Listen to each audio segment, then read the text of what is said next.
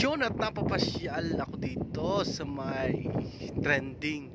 Ito lang pala yun, yung glass bridge na sinasabi nila dito sa Lusail City. Ayan mga kalabay-balaybay, don't forget to like and subscribe Kabatang Nandoa, ha.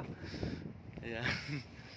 Medyo maganda yung gartong oras para walang kalaban sa mga picture. Ayan.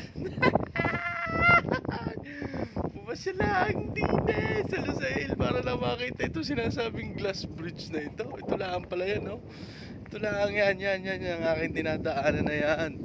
Yan lang yung sinasabi nilang glass bridge ng Lusail na sinasawag.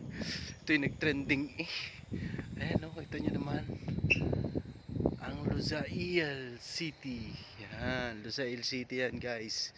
Basta don't forget to like and subscribe Kabatang Nandoa, ha. Ito po yan yung 4 tower ng Lusail. Ganda dito, sobrang tahimik. Talaga. Basta nakapamasyal na kayo, ha. Basta don't forget to like and subscribe.